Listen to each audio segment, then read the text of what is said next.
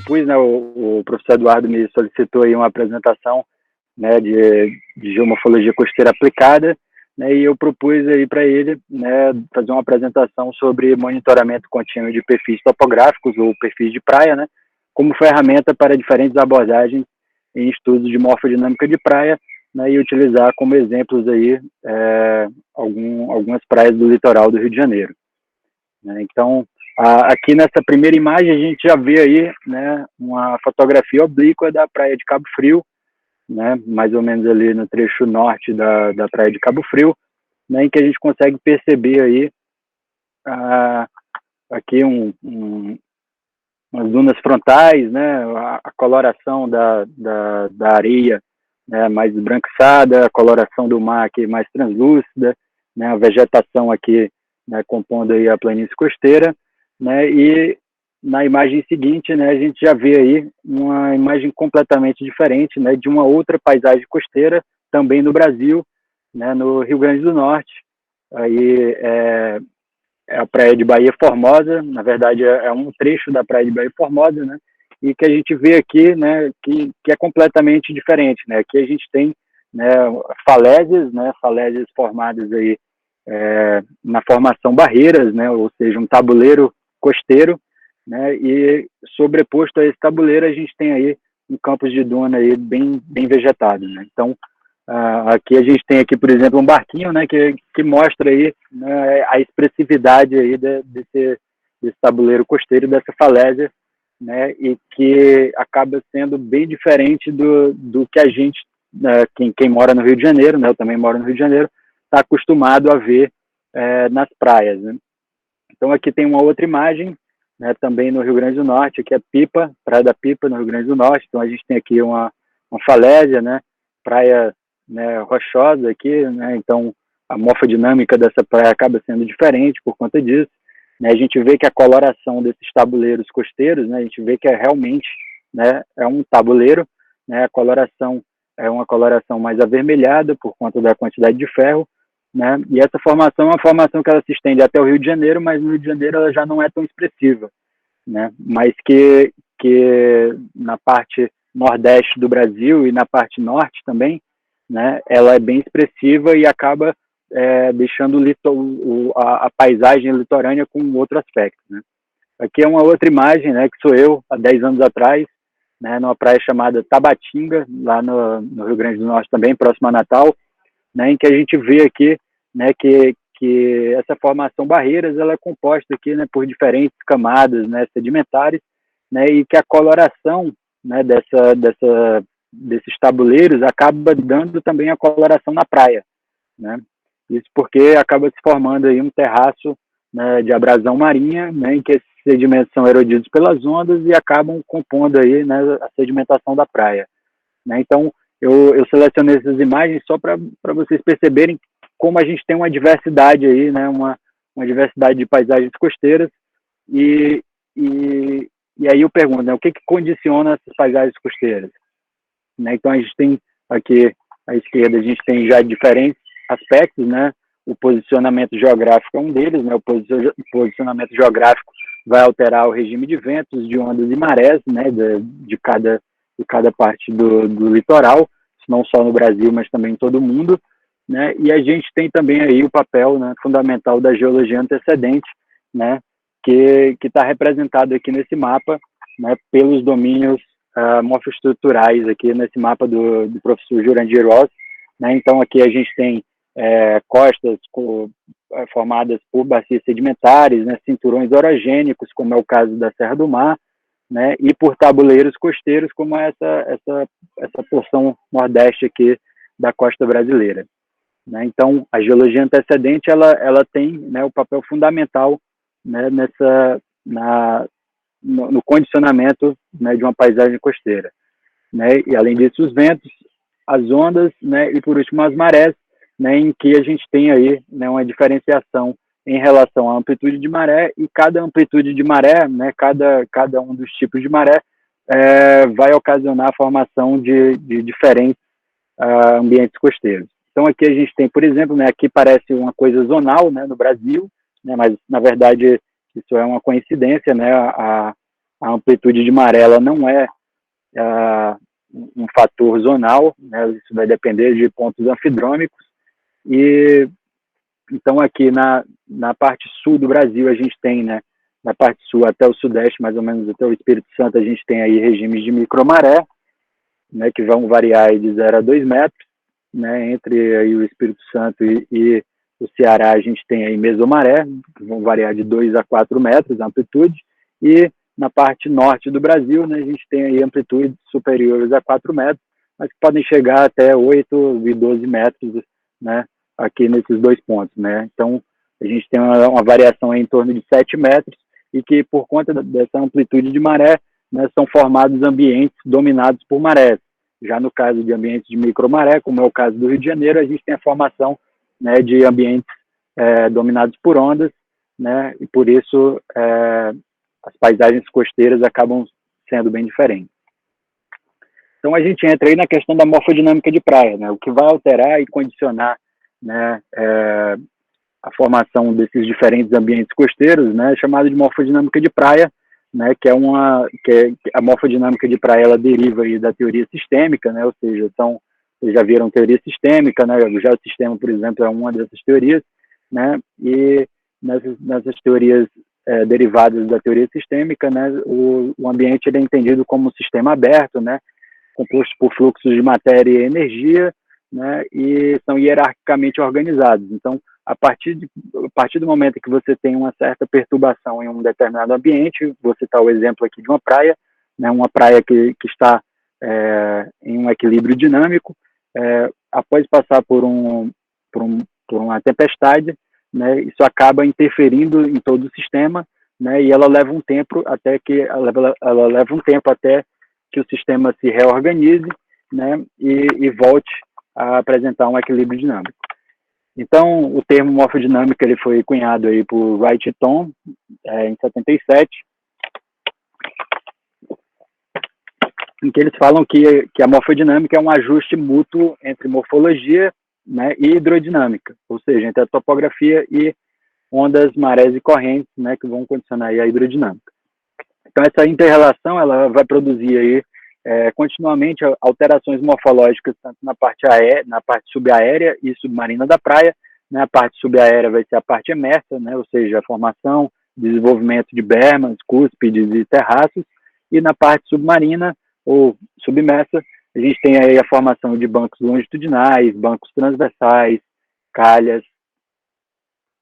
Então aqui eu tenho um exemplo aqui, né, de uma praia mostrando aí tanto em perfil, né, isso aqui seria essa mesma praia em perfil, e aqui, né, uma visão oblíqua, né, mas que tento mostrar aqui para vocês como seria em planta, né, ou seja, uma visão de cima, né. Então aqui, esse perfil, ele está representando essa linha aqui, né, tracejada em vermelho.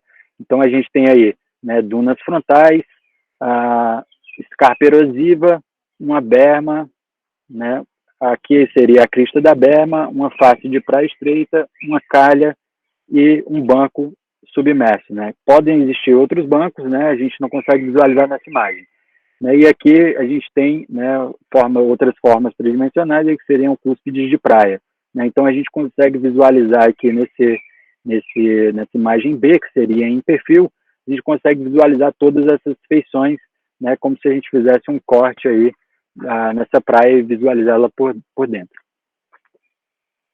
Então, eu vou mostrar aqui a mesma imagem que o Martim mostrou, né? A imagem que ele mostrou é a imagem do Corey Thom, 94, né? Essa daqui ela é uma imagem, é uma figura já modificada deles, né? Que foi incluído aqui também, né, os processos, né? Então, a morfodinâmica de praia ela vai ser entendida aí como uma herança geológica e geomorfológica, né? Então, ela vai atuar, né, em escalas de tempo e espaços distintos, né? Então, existe a importância tanto do arcabouço geológico, né, como a gente falou da geologia antecedente, e sobre das variações, né, das alterações ocorridas no período mais recente, né, do tempo geológico, né, que estaria associado aí ao final do terciário, né, e início ou neógeno, né, como é chamado atualmente, e sobretudo durante o quaternário, né, que é a parte mais recente da história geológica, né, em que ocorreram aí as últimas glaciações e interglaciações. Então, e também, né, as variações que ocorrem no presente. Então, só aqui, como a gente já está falando aqui de quaternário até o presente, a gente já vê que tem uma escala de tempo aí, né, que vai variar de segundos a milênios, né? Então, o gráfico que o Martin mostrou é igual, né? A gente tem aí variando o tempo, e a gente também tem uma escala espacial aqui embaixo em relação à formação de feições, né? Então, por exemplo, marcas de ondas seriam feições que ocorreriam, né, entre segundos e horas, né, em uma escala espacial muito, muito pequena, né, uma escala geográfica, né, por exemplo, a face de praia, né, já estaria associado a horas e dias, né, em relação às ondas e marés, né, e a gente tem assim por diante, né, diversas variações. Então, elas vão variar desde variações, né, desde formação de feições instantâneas até eventuais, históricas e até relacionado ao tempo geológico, né, que estaria relacionado à evolução aí da plataforma continental interna. Em relação aos processos, né, a gente tem aí mudanças climáticas e tectonismo atuando aí, né, na escala de milênios, o aporte sedimentar e ciclos de climas de ondas sendo relacionados a anos e décadas, né, eventos extremos relacionados às estações do ano, né, e também a anos e décadas, né, a gente tem as marés variando aí de horas a dias, né, e as ondas que estão atuando aí, né, continuamente. Então, todos esses processos aqui estão relacionados a uma escala espacial, né? Então, a plataforma continental interna, a gente está falando de uma escala espacial de milhares de quilômetros, né? Enquanto a gente está falando de marcas de ondas, a gente está falando aí de segundos a horas, né? Então, é importante perceber que a morfodinâmica de praia ela não é uma coisa só relacionada ao atual, né, ao que a gente está vendo. É também, mas ela está principalmente relacionada também às últimas transformações que ocorreram, né, principalmente desde o quaternário, associado aí à geologia antecedente. Então, né, a morfodinâmica de praia ela vai ser uma interação dinâmica entre processos hidrodinâmicos e a resposta morfológica do leito, né, ou seja, do fundo marinho, em uma variedade de escalas de tempo e espaço, uma definição de Jackson, 2013. Né? Então, a gente tem aí na classificação de praias, né, de tipologias de praias relacionadas à morfodinâmica de praia, a gente vai ter 6 estágios ou estados distintos. Né?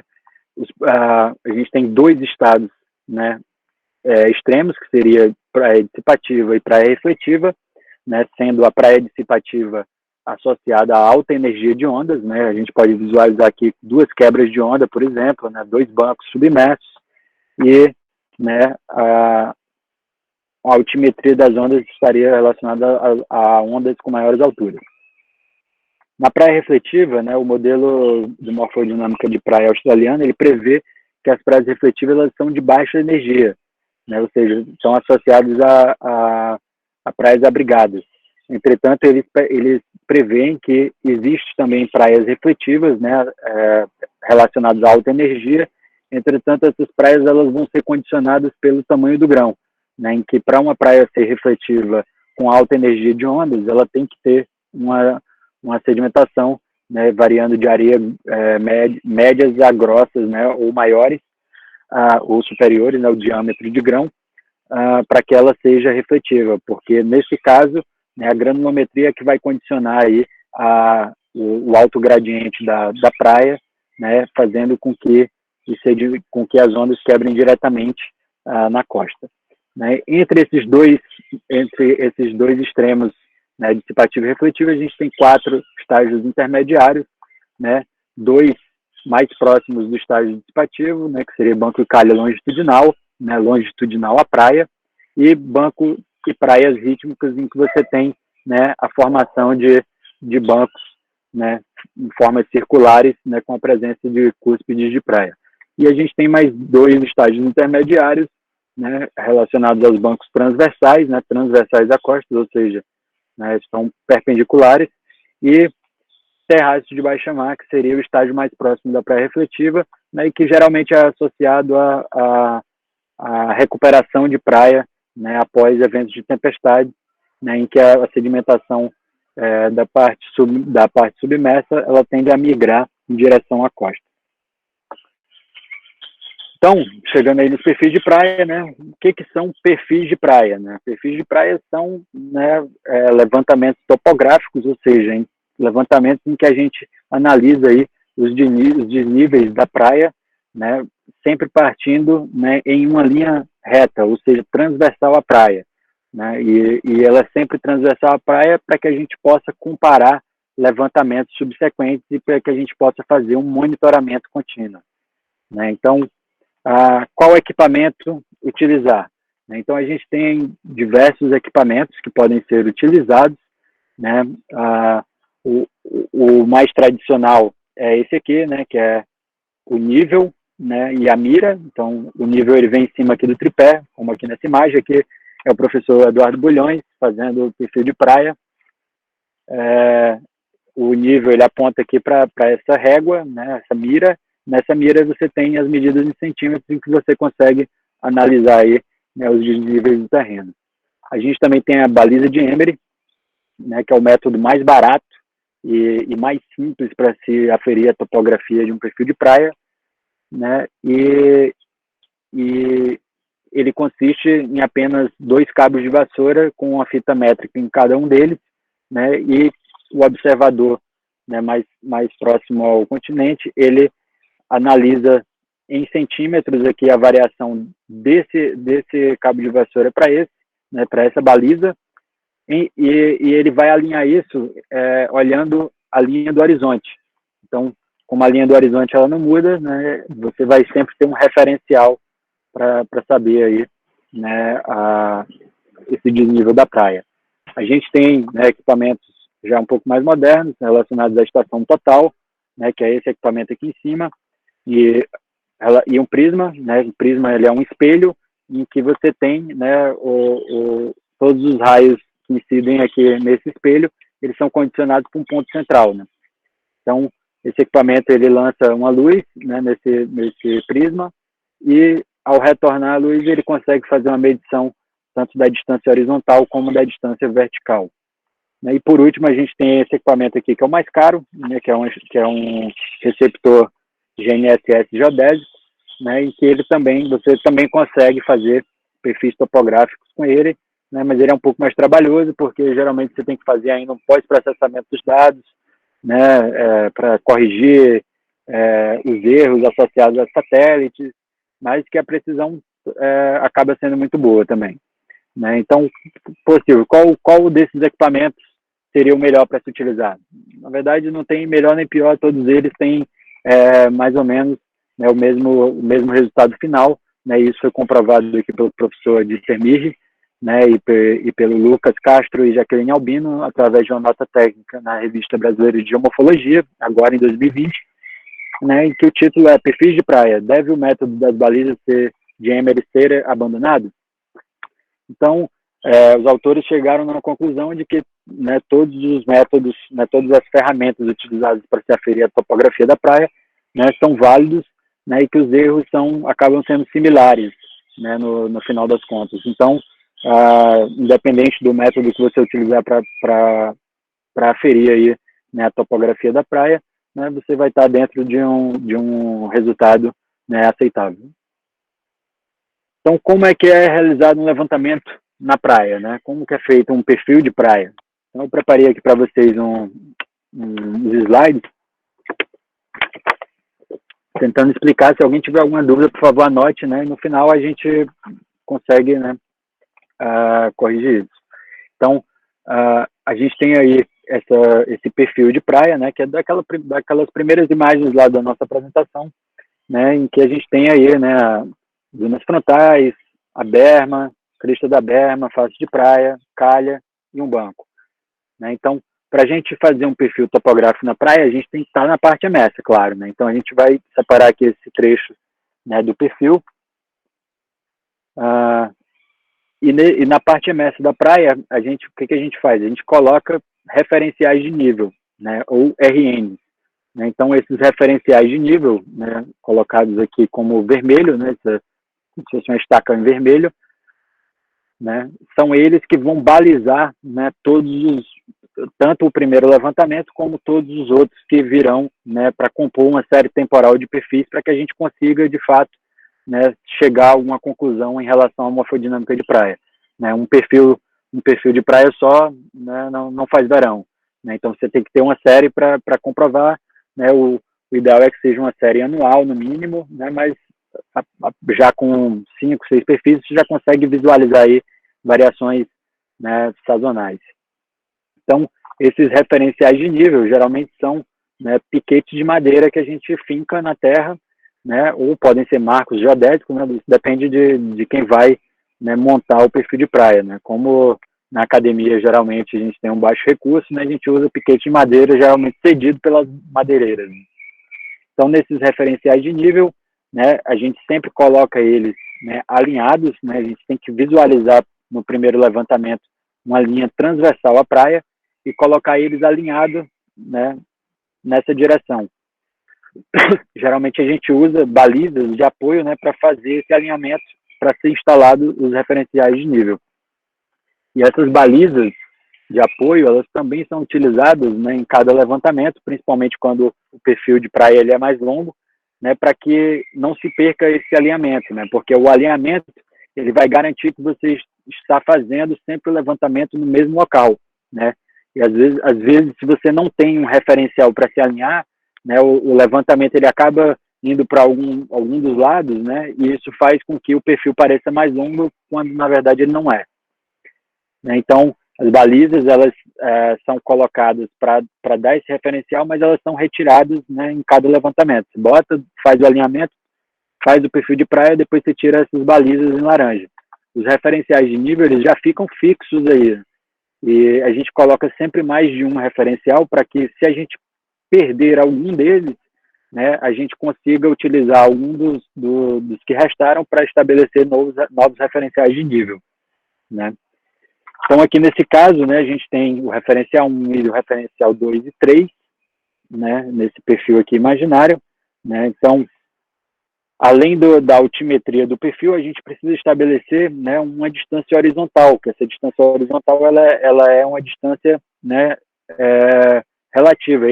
Eu posso criar, né, uma distância qualquer, só que a partir do primeiro levantamento eu tenho que seguir, né, os levantamentos subsequentes. A gente tem que sempre que partir, não partir do mesmo local, né, mas a gente tem que sempre relacionar os referenciais de nível. Por quê? No primeiro levantamento, se eu definir que isso aqui é o 0, né, todos os levantamentos posteriores, esse RN ele tem que ser 0 metros. Né? Se eu definir que esse aqui ele é 15,65, todos os levantamentos ele será 15,65. Né? Isso faz com que o levantamento ele não fique deslocado um do outro. Né? Se a gente não tivesse um referencial de nível, né, e fizesse levantamentos subsequentes sem ter um referencial, né, a duna, por exemplo, ela poderia variar, né, por conta de não ter um referencial, e aí a gente não teria como comparar esses perfis. Então, o referencial ele vai justamente nessa pegada.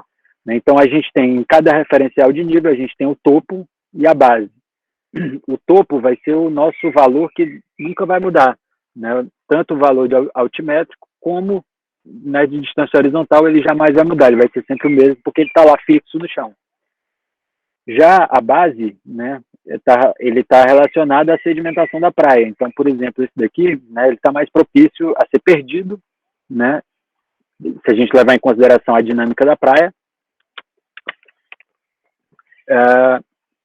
E essa variação de areia ao longo do nosso referencial de nível pode variar por conta da dinâmica da praia. Né? Mas se a gente pensar que no reverso, né, a gente não tem uma alta dinâmica de ondas e de ventos, né? No entanto, no reverso pode ser que alguém passe, chute, quebre o piquete, pode ser que algum carro passe por cima, né? Às vezes tem carro transitando aí no reverso aí das dunas. Então, é importante ter sempre mais de um referencial de nível para que a gente possa, né, sempre, assim que perder um, a gente tenha pelo menos um referencial para estabelecer novos referenciais de nível. Isso faz com que a nossa série temporal consiga ser estendida aí ao longo do tempo sem nenhum prejuízo. Então, aqui, nesse caso, a gente ainda não tem, né, uma altitude nem do topo nem da base, né, dos nossos referenciais de nível, e aí eu vou mostrar para vocês como que a gente faz, né, esse levantamento para estabelecer os referenciais de nível. Né, a primeira opção é através da topografia mesmo, né? Aqui eu coloquei uma estação total e um prisma, né? Em que você, depois de fazer o levantamento, passando por todos os pontos que você quer aferir, inclusive topo e base de todos os referenciais de nível, né? Você faz uma leitura no recuo máximo dos praiamentos e anota a hora exata dessa medição, né? E a partir dessa hora, você calcula lá por regra de 3, né? A altimetria da maré naquele exato momento, né, pegando aí uma tábua de maré da DHN da Marinha, né. Então, depois que você estabelece a altimetria desse ponto, você consegue replicar, né, a altimetria para todos os outros usando esse ponto como referência, né. E depois que você achar o referencial de nível, né, você vai utilizar sempre o referencial de nível, né, para estabelecer, né, as altimetrias para os perfis subsequentes. Então, nesse caso aqui, né, além da topografia tradicional, né, com estação total, ou nível, ou baliza, você pode também colocar um receptor GNSS, né, em cima de um referencial de nível, né, deixar ele aquisitando lá por certo tempo, né, e estabelecer a altimetria desse topo, e a partir dessa altimetria você estabelece todas as altimetrias para toda a praia, inclusive para os topos de RN. Né, então, aqui nesse caso, eu coloquei altimetrias aqui fictícias, né, em que o RN1 ele estaria a 2,34 acima do nível do zero do mar, né, que seria o nível médio para a gente, né, e a base estaria 20 centímetros abaixo, né, aqui 8,35, né, e a base 20 centímetros abaixo, e aqui também, né, 1,85, e a base 20 centímetros abaixo. Então, cada base dessa, nesse caso, seria 20 centímetros, né, de diferença aí entre base e topo. Né? Claro que quando a gente vai colocar, né, dependendo das marretadas, né, essa diferença vai ser maior ou menor do que 20 centímetros. Né? Então, isso aqui seria uma simulação. Né? Então, a partir do momento que a gente estabelece os referenciais de nível, a gente está pronto para fazer o levantamento subsequente, né, e realizar aí a sobreposição de perfis de praia. Então, aqui a gente tem o primeiro levantamento, né, segundo levantamento, terceiro levantamento. Então, se vocês repararem aqui, né, aqui já dá para perceber que tem uma escarpa erosiva, né, a face de praia, que a face de praia na berma foi erodida, né, e ficou, né, retilinizada aí em relação à face de praia, e a gente perdeu aqui o referencial de nível 3. Né? Só que a gente não tem prejuízo, por quê? Porque a gente tem 2 referenciais para trás, né, que serão, né, os nossos guias para que a gente possa sobrepor esse perfil. Né? Então, aqui eu separei por cores diferentes, né? Então, o levantamento 1 azul, 2 verde e o 3 vermelho, né? E quando a gente pega esses 3 levantamentos e utilizando os referenciais de nível, a gente faz a sobreposição aparece aí, né, as variações que a gente tanto quer ver. Né? Então, se a gente reparar, né, que o primeiro perfil, que é o azul, né, a gente tem aqui, né, uma duna frontal incipiente, né, aqui uma berma, né, face de praia, um banco, uma calha e um banco. Né? No segundo levantamento, verde, a gente já tem aqui uma gradação vertical da berma. Então, a gradação vertical seria uma porta sedimentar. Né? E no terceiro levantamento em vermelho, a gente tem aí a erosão, né, a formação de escarpa erosiva, a perda do referencial de nível 3, né, e a erosão dessas dunas frontais incipientes e da berma, né, retilinizando aí o perfil. E também a erosão aqui desse banco submerso. Né, isso seria mais ou menos um perfil de tempestade, né, em que a sedimentação ela tende a ser direcionada, né, né, em direção ao mar, né, e acaba retornando depois, né, em períodos de tempo bom. Então, a partir dos perfis de praia, a gente pode também realizar o cálculo de volume, né, da praia, de um trecho desse perfil. Né, e a partir de perfis, a gente pode extrapolar isso para a praia toda. Claro que o erro ele vai ser bastante elevado, né, mas na literatura isso é comum de ser feito. Né? Então, para a gente realizar o cálculo de volume emerso, né, a gente estabelece, né, um X inicial, que seria uma distância em relação ao eixo X. Né? Então, seria uma relação, uma distância em relação ao perfil, né? E o interessante é que a gente tem que sempre que usar, né, um referencial que apareça em todos os levantamentos, né, para que a gente possa comparar de fato, né, todos os levantamentos. Imagine só se eu pego uma distância aleatória em cada perfil, né, a gente vai perder aí, né, uma parte de volume, por exemplo, esse trecho aqui. Então, além do x inicial, a gente precisa também de uma elevação de referência, que vai ser o nosso valor no eixo y, né? Então, o eixo y ele vai estar aqui, né? Então, nesse caso aqui, né, dessa linha tracejada, eu estabeleci como o 0, né? Mas eu poderia também estabelecer aqui como 1 ou como 2, né? Isso vai depender do objeto, né, que você quer investigar, né? Nesse caso aqui, eu optei por estabelecer o 0 para que a gente consiga calcular todo o volume emerso da praia. Nossa.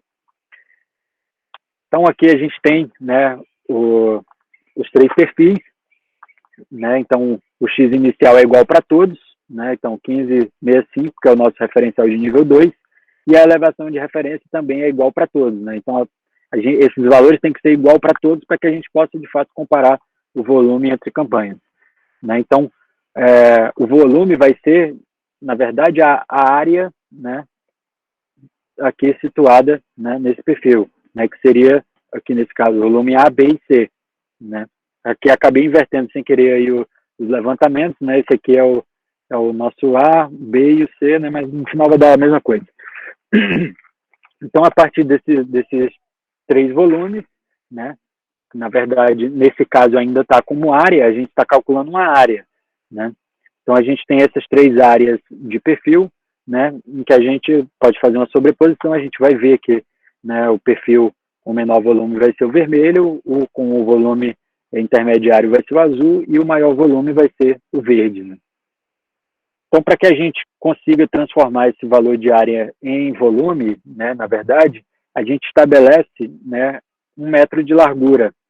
Então, a partir desse metro de largura, a gente vai ter aí já uma unidade tridimensional, que vai ser o metro cúbico, né, e ficou acordado aí na academia, né, que é chamado de metro cúbico por metro, né. Então, se você dividir metro cúbico por metro, vai dar metro quadrado, né. Então, seria uma área relacionada a uma largura de 1 metro, né, de praia.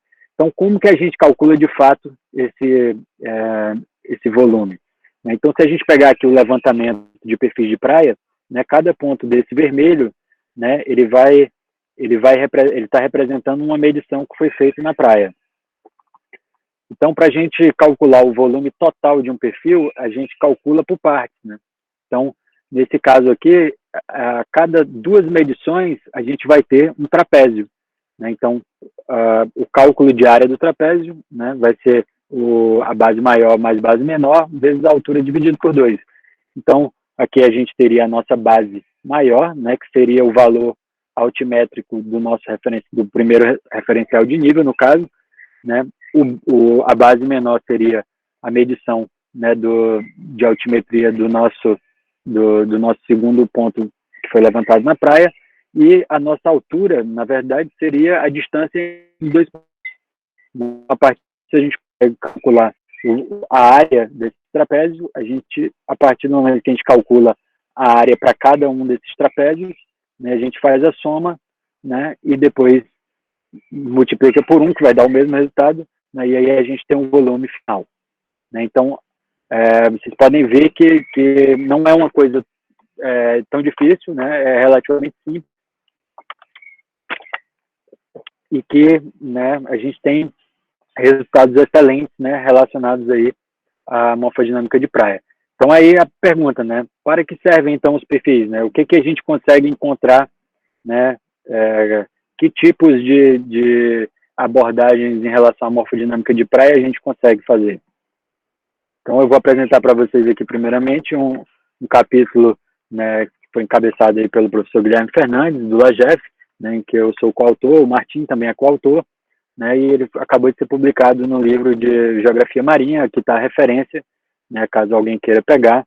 Também está no meu ResearchGate, no ResearchGate do Martim, né, no final está lá, é só procurar Silvio Oliveira Filho, né, vocês vão encontrar, né, e o que a gente fez, né, o título do capítulo é Morfodinâmica Costeira do Litoral Fluminense, 15 anos de observação contínua.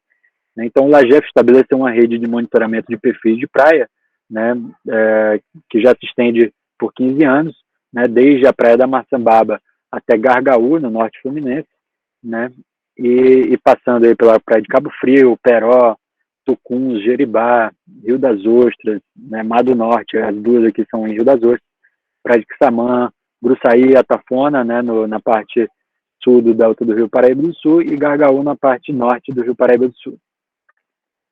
Então, começando aí pelas diferentes abordagens, né, a gente vai primeiro para a morfodinâmica clássica, né, que está relacionada aí, né, à definição de estágios ou estados, né, de morfodinâmicos, né, da Praia da Maçambaba, né, e no caso da Praia da Maçambaba, né, ela é bem interessante porque ela tem um alinhamento preferencial leste-oeste, né, então aqui se a gente reparar, o alinhamento dela é completamente diferente das demais praias, né, justamente por ela estar nesse ponto de inflexão da costa aí fluminense, né, então a partir da ilha do Cabo Frio, né, as praias acabam sendo mais sudoeste-nordeste ou norte-sul, né, então ela está exposta aí às ondulações de tempestade, né, então todos os quadrantes de tempestade, né, seja ele sudeste, sul ou sudoeste, né, essa tempestade vai chegar aqui na Praia da Maçambaba. Ela não possui fontes modernas de sedimentação, ou seja, não existe nenhum rio, né, com sedimentação expressiva, né, que possa alimentar essa praia, então a sedimentação é composta principalmente por grãos, né, da própria planejante praia. Né, elas são praias caracterizadas como intermediárias por Bentes e Mir, em 2004, né, que foram os primeiros a caracterizar essas praias.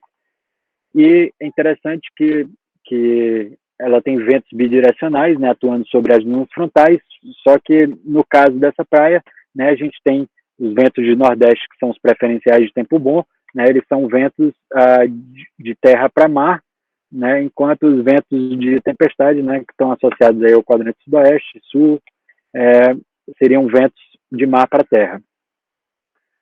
Então, o trabalho de Maluf, né, ele estabeleceu aí a partir de perfis topográficos e também, né, imagens de satélite, né, ele fez o estabelecimento aí dos estágios morfodinâmicos, né, a variação dos estágios morfodinâmicos, né, desde de 2007 até o presente, né, em que ele avaliou não só os perfis de praia existentes, né, no banco de dados do LAGEF, mas ele também utilizou imagens de satélite para analisar os bancos submersos, né, em 4 trechos da praia.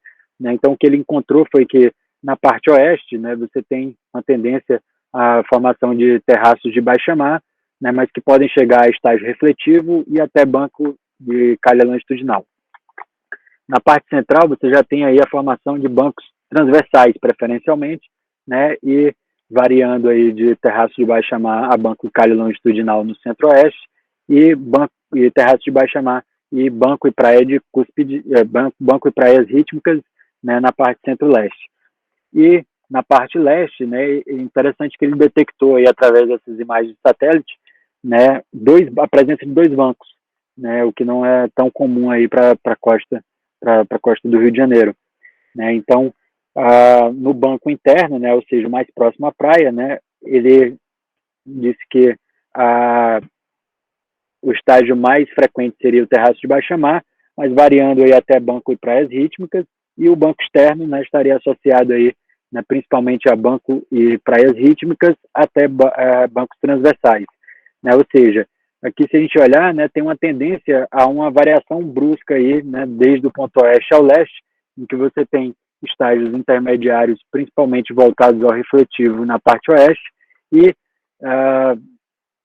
estágios variando aí de terraços de baixa-mar até banco de praias rítmicas, né, variando aí com tendências ao dissipativo, né, principalmente pela presença de 2 bancos externos.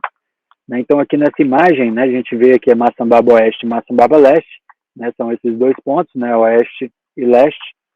Então, nesses 2 pontos aqui, a gente consegue ver, né, os bancos, né, bem distintos. Né? Então, aqui, enquanto a gente tem bancos longitudinais, né, quase um terraço de baixa-mar. Aqui na parte leste a gente tem aí bancos e praia rítmica, né, que seria aquela forma mais circular, né, associada aí ao banco submerso.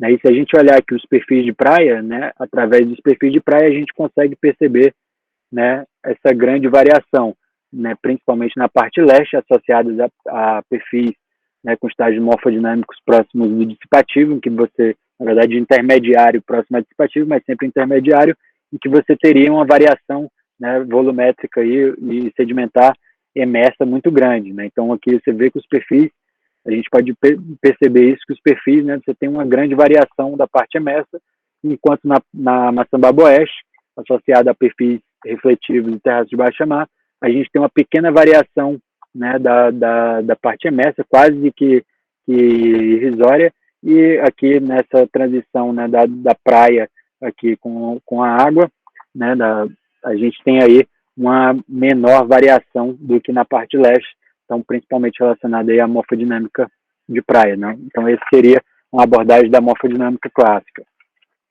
Já em relação, né, a uma abordagem pegando a interação praia-duna, a gente utilizou como exemplo a praia de Cabo Frio, né?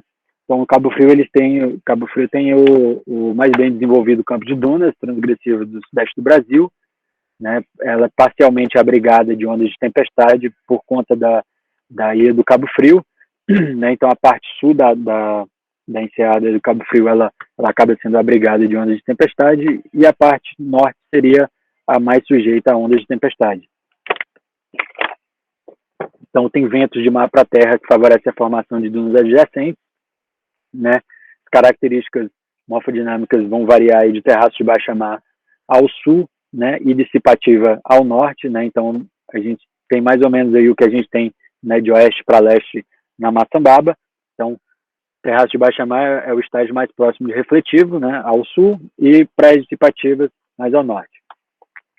As características morfodinâmicas, nesse caso, vão ser reflexo aí da granulometria, né? Assim como lá na Maçambaba, eu também esqueci de falar isso, né? A gente tem um decréscimo granulométrico, né, de oeste para leste. Aqui a gente tem um decréscimo granulométrico de sul para norte. Né? Então, além da granulometria, a gente também tem um aumento da hidrodinâmica, né? Porque a parte norte ela já não é mais tão abrigada em relação às ondas de tempestade. E a gente tem uma exposição preferencial aí do trecho norte, né, da praia aos ventos de nordeste, né, que resultaria, né, no aumento da pista de ação de ventos, né, favorecendo aí, né, a formação de dunas frontais a partir de sedimentação, né, da praia. Então aqui a gente tem, né, o ponto 5 e o ponto 6, que seriam a parte mais ao norte da enseada de Cabo Frio. Né, aqui no ponto 6, né, a gente tem o vento atuando nessa direção, né, que se vocês repararem, vocês conseguem visualizar até aqui as cristas, né, cristas de dunas transversais. Então, o vento ele vai atuando, né, e por conta dessa direção do vento associada ao alinhamento da costa nesse trecho, né, tem um favorecimento, né, de aumento da pista de vento. Né? Então, a pista de vento seria isso aqui tudo. Né? Então, o vento atuando aí nessa pista de vento. Então, ocorre aí, né, o transporte de sedimento da praia, né, no ponto 6 em direção, né, ao ponto 5. Né? Então, aqui vocês conseguem visualizar, né, então, está vindo aqui nessa direção, aqui, né, a gente está invertendo. Aqui você já consegue visualizar, né, o aumento aí da expressividade dessas dunas transversais, né, formando aqui também dunas frontais mais bem desenvolvidas, né, e dunas parabólicas, né, aqui, né, tem outras aqui que a gente não está conseguindo visualizar. Então, reparem aqui, né, que a gente tem aqui, por exemplo, no ponto 6, né, nos perfis de praia a gente consegue visualizar, né, que existe uma dinâmica aqui na própria praia, né, da praia e no reverso da praia, né, dessa migração de dunas transversais, e, né, aqui no ponto 5 a gente já tem aí o estabelecimento de dunas frontais, né, e com a grande variação de volume, que na verdade acaba nem sendo de fato uma variação de volume, sim morfológica, né, por conta dessa migração, né, provocada pelos ventos. Né. Então a gente consegue perceber através dos perfis topográficos, né, o desenvolvimento dessas dunas frontais, né, associados aos sedimentos oriundos dessas dunas transversais que migram, né, de norte para sul, aqui em direção ao ponto P5 de Cabo Frio. Já na praia de Quissamã, né, a gente fez uma abordagem relacionada à transposição de ondas, né? Então, a praia de Quissamã ela é uma barreira costeira transgressiva, né, com sistemas lagunares na retaguarda, ou seja, aqui a gente tem aqui a nossa barreira, né, nível da água, e a barreira ela está seguindo nessa direção. E a gente teria aqui no revés, né, uma laguna, né, formada aí pelo aprisionamento, né, de água salina aí por conta dessa migração de barreiras transgressivas. Então, o movimento de translação da barreira, né, ele se deve a processos de transposição de ondas, ou seja, fazer mais um desenhozinho aqui, né? Então, aqui a gente tem o nível da água, né? Aqui a gente vai ter o espraiamento, e por conta da baixa altimetria, né, das baixas altitudes aqui, né, da barreira frontal, né, o espraiamento de ondas acaba jogando água e sedimento por reverso, né, nessa direção, né, e vai ocorrendo aí ao longo do tempo, né, uma sedimentação do reverso, e né, essa barreira acaba migrando, né, em direção ao continente, né, podendo chegar até a comatar esses corpos lagunares aqui situados no reverso. Então, aqui na praia de Quissamã, né, a gente consegue, aqui primeiro eu vou falar aqui da imagem oblíqua, né, esse trecho aqui não é o ponto específico de onde tem os perfis de praia, né, mas ele fica melhor de visualizar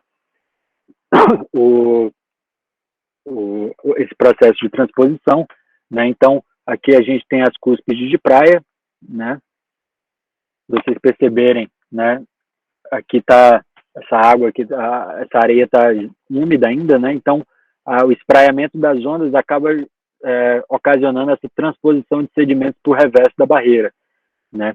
E isso acaba, né, gerando esses depósitos, né, de transposição, que podem ser chamados de leques de transposição ou lençóis, né? Nesse caso aqui já seria um lençol, né? Mas o mais comum aqui, né, nessa praia seriam leques de transposição, né, pelo formato. Geralmente eles têm esse formato assim, né, mais ou menos.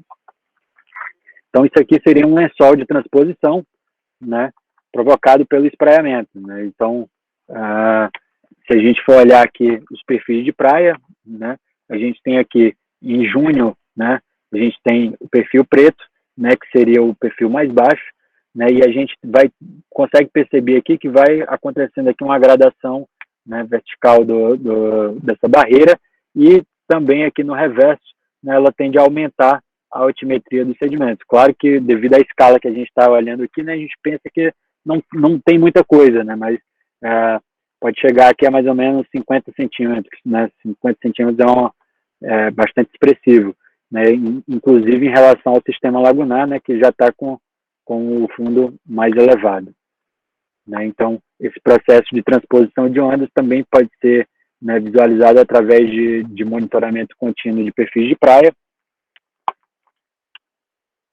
A gente também tem, né, nas praias de Atafona e Gruçaí, né, uma abordagem em relação à erosão e progradação aí da costa, né. Então, em Atafona a gente tem processos erosivos contínuos, né, é bem conhecido aí de vocês, né, por estar pela proximidade, né, e está situado no trecho norte do flanco sul, né, ou seja, a parte sul do delta, né, mas a porção mais ao norte, e os processos progradacionais contínuos em Gruçaí, né, que está situado um pouco mais ao sul de Atafona, né. Então, essa diferenciação aí, né, de processos erosivos contínuos de Atafona e de sedimentação em Gruçaí, né, foram determinantes aí para uma diferenciação, né, em relação ao desenvolvimento de dunas frontais, né, em que a erosão acabou favorecendo, né, a praia de Atafona, né, em relação à gradação vertical das dunas, né, por um mecanismo, né, chamado de cut and fill, que o Martim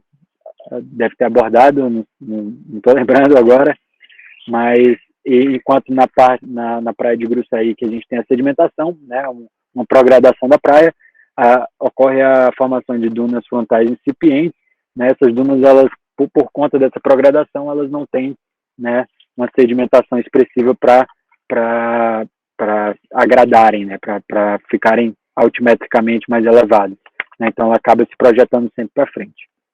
Então aqui está o exemplo das duas. Então aqui na praia de Atafona, a gente tem aqui a erosão da praia, né? Aqui uma escarpa erosiva aqui pequenininha, né? Outra escarpa erosiva aqui já no contato aí com a urbanização, né? E aqui mais ao sul começa a formação aí de dunas frontais, né? Mais altimetricamente mais elevadas, né? Que estariam associados ao próprio processo erosivo, né? Então aqui em relação aos perfis de praia, se a gente reparar aqui, né? Isso aqui seria a representação, né, da praia em 2005, né? Então a gente tem aqui uma erosão de mais ou menos, né, 70 metros de erosão de praia desde 2005 até 2018, né, que é um valor extremamente elevado, né, em apenas aí 13 anos. Já na praia e isso pode ser constatado aqui através dos perfis de praia, né, gente? Se a gente for acompanhando aqui esses perfis, né, a série temporal, a gente vê que há uma tendência, né, de recuo da linha de costa, né, ou seja, de erosão da linha de costa, né, e que isso pode ser também calculado através de volume, né, para se quantificar o volume perdido anualmente. Né? Já aqui em Gruçaí a gente tem, né, uma progradação, né, da linha de costa, né, em que acaba, né, formando, né, dunas frontais aqui, né, incipientes, né, porque essa sedimentação, como ela está se acumulando e migrando em direção ao oceano, né, ela não acaba não elevando altimetricamente a duna frontal. Né? Isso pode ser constatado também aqui por perfis topográficos. Né, aqui em preto a gente tem abril de 2005, né, então a praia estaria aqui, e aqui novembro de 2018, né, em que a gente tem aí um ganho de praia de mais ou menos 100 metros. Né, então repare que aqui a escala está diferente, né, está de 0 a 300, aqui de menos 10 a 110, então aqui, né, só esse trecho aqui representaria mais ou menos, né, na verdade 50 metros, desculpa. E que é também uma grande, né, é uma progradação expressiva. Então, reparem que, né, a gente tem diversas utilidades aí, né, para se trabalhar com perfis topográficos ou perfis de praia, né. A gente tem também aí alterações morfológicas, né, por ondas oblíquas, né, na praia de Gargaú. Então, na praia de Gargaú, já na parte norte do delta do Rio Paraíba do Sul, né, ela tem uma dinâmica completamente da parte sul, do delta, né, ocorre o desenvolvimento contínuo aí entre depósitos arenosos e sistemas lagunares, né, a formação de esporões ou spits em inglês, né, em decorrência de ondas oblíquas à costa, né, então ondas oblíquas seriam mais ou menos chegando nessa direção. Vou fazer melhor aqui, aqui seria a nossa costa, né, e aqui seria a entrada de ondas, né, nesse sentido. Então, quanto mais oblíqua, né, o extremo seria 45 graus, né, que seria a situação crítica para a formação, né, de sand waves, né, que é uma forma, né, bem característica de ondas oblíquas. Então, aqui a gente tem, né, em Gargaú, a gente tem uma barreira transgressiva, né, ao sul do flanco norte. Então, na parte sul desse trecho norte do delta, a gente tem uma barreira transgressiva, ou seja, ela migra em direção à costa, e na parte norte a gente tem uma barreira regressiva, ou seja, que migra em direção ao oceano. Então aqui tem as duas, né? Então aqui característica aqui da parte norte, né? Então ficou feio, hein? Da parte norte, então, né, a barreira ela está migrando nesse sentido, né? Ocorrendo a formação aí de corpos lagunares, né? Enquanto aqui em Gargaú, na parte norte, né, a barreira ela está migrando no sentido do oceano, ou seja, aqui seria uma barreira regressiva e aqui uma barreira transgressiva. Né, e isso pode ser visualizado através dos perfis, né, que a gente tem aqui a formação de um corpo, né, do sistema lagunar. Aqui a gente tem, né, o perfil mais antigo aqui, que eu coloquei. Na verdade, existem outros perfis, né, mas a gente colocou de 2008, que seria aqui mais ou menos, né? E aqui a gente tem, né, uma antiga realizado através de batimetria por Vasconcelos, né, Sérgio Vasconcelos da PUC, em que a gente, aqui em 2007, né, a gente teria, na verdade, né, a linha de costa sendo projetada aqui atrás, né? Então, aqui foi uma barreira transgressiva que emergiu, né, primeiramente por acumulação, e migrou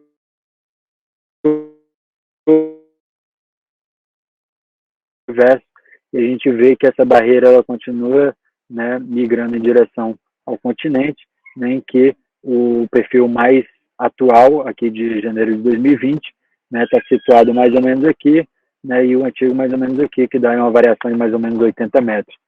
Né, e se a gente pegar na barreira regressiva mais ao norte, a gente tem aí, né, uma acumulação sedimentar. Então aqui a gente tem, né, o perfil mais antigo aqui em preto, né, que seria uma batimetria em 2007, desculpa, né, em que o perfil de praia estaria, né, associado aí, né, a essa batimetria, e que ao longo dos anos, né, foi ocorrendo aí a progradação dessa praia, ou seja, a barreira tende a migrar em direção ao oceano, né, e o último levantamento aqui em janeiro de 2020, né, ocorrendo aí uma variação aí de mais ou menos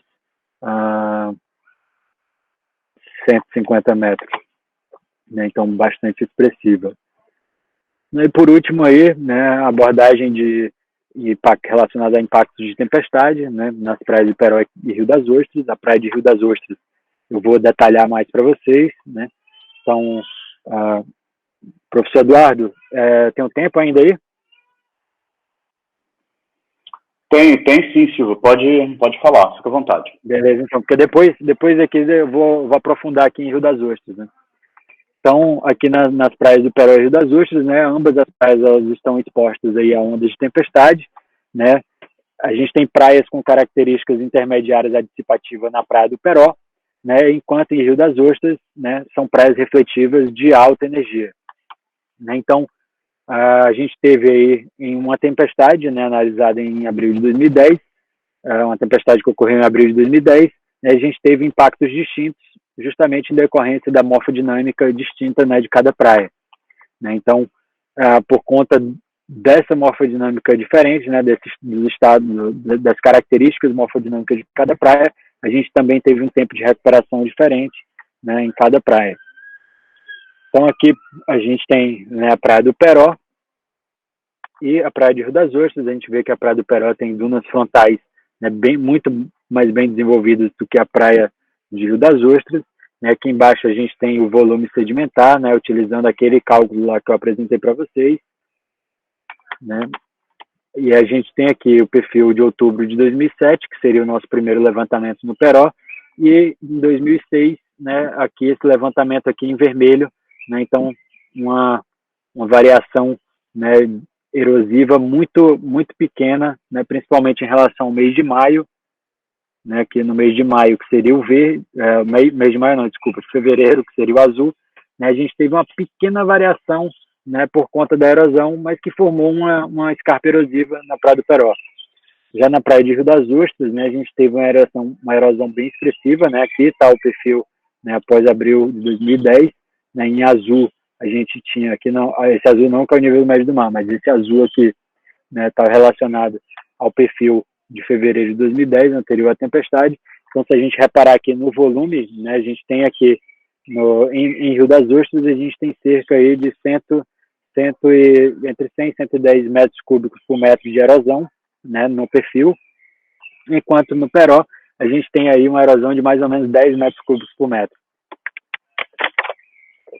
Então, aqui a gente tem praias refletivas, né, e aqui praias com tendência adissipativa, né, mas mais intermediária.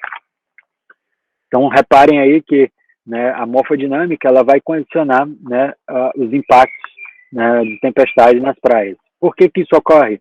Né, então, se a gente olhar aqui, né, a gente tem aqui nessa praia, a gente tem uma extensa zona de surf. Né, então, essa zona de surf ela é característica, né, de praias intermediárias e também dissipativas, nessa extensa zona de surf, em que você tem, né, a formação de bancos, né, mesmo que sejam bancos, né, de pequena expressão, mas que esses bancos vão atuar aí, né, dissipando a energia das ondas de tempestade.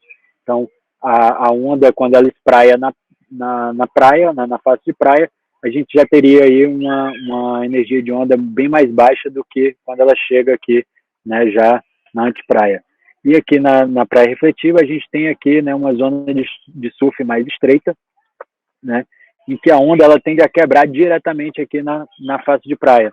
Isso faz com que mais sedimentos sejam colocados, né, em suspensão, né, e esses sedimentos tendem a migrar, né, em direção à parte submersa da praia, né, que, se vocês repararem, são várias correntes aqui de retorno, né, de sedimentos em suspensão, né, migrando aqui em direção ao oceano, justamente por conta dessa energia das ondas, né, e a recuperação ela ocorre, né, após, né, a diminuição da energia das ondas, né, em que ondas de tempo bom acabam fazendo com que os sedimentos migrem em direção à praia novamente.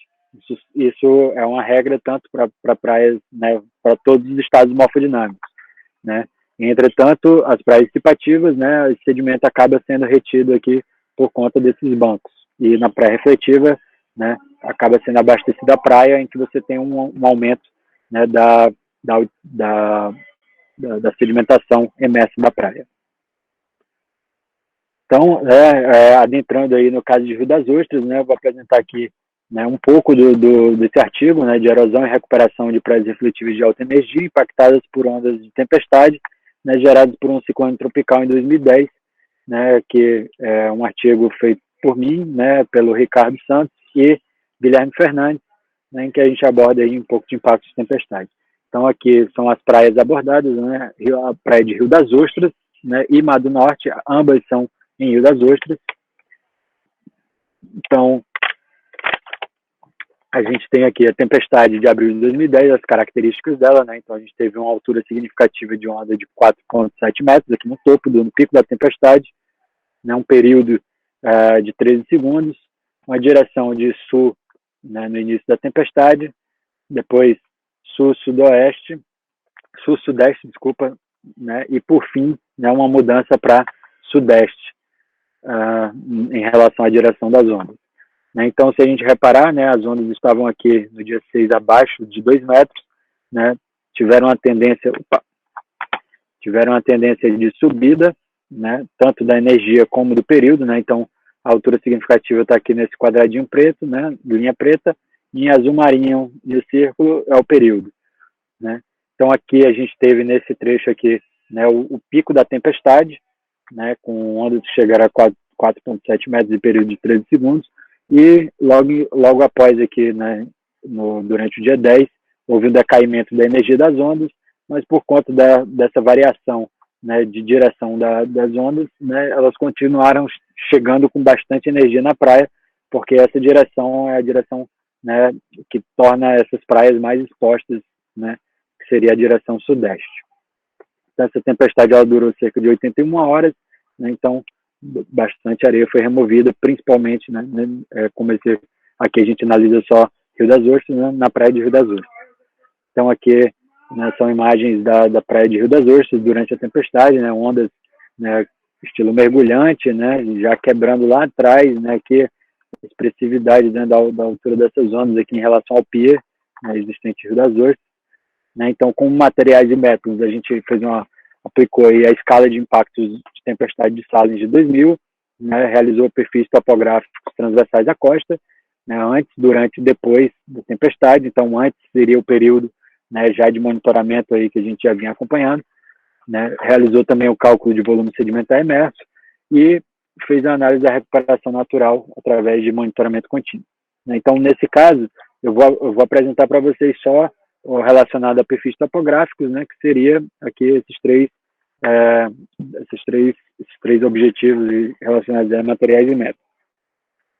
Então, aqui a gente tem a dinâmica antes, né, e durante a tempestade. Durante vai ser esse mês aqui, né, de abril, né, e antes todo esse período, né, até chegar a tempestade, né, isso para todos os 3 pontos de monitoramento de cada praia.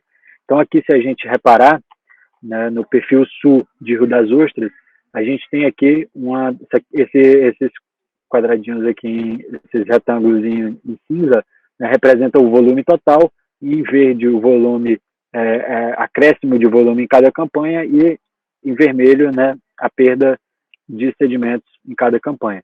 Então aqui, se a gente reparar no volume total de cada campanha, a gente tem uma tendência, né, cíclica aqui, que pode ser acompanhada aqui, né, claro que ela pode ser interrompida aqui por alguma tempestade, né, mas nessa tendência cíclica, né, a gente tem aqui no período de verão, né, na parte sul, uma acumulação de sedimentos, né, então a gente tem um estoque maior de sedimentos, e no período de inverno, o próximo do inverno, a gente tem, né, menor estoque sedimentar.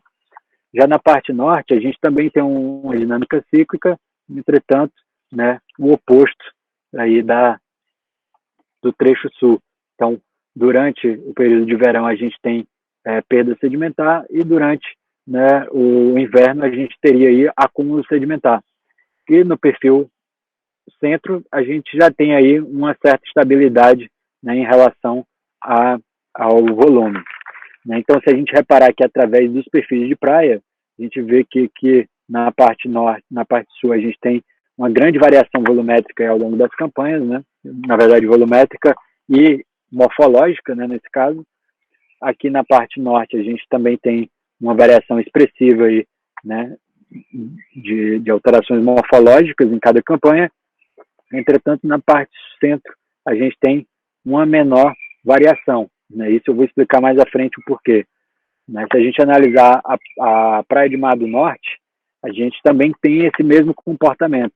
Né? Então, a gente tem essa mesma dinâmica cíclica. Né? No perfil sul, a gente tem, né, uma erosão durante um acúmulo sedimentar em relação ao período de verão e próximo do verão, e erosão durante o inverno.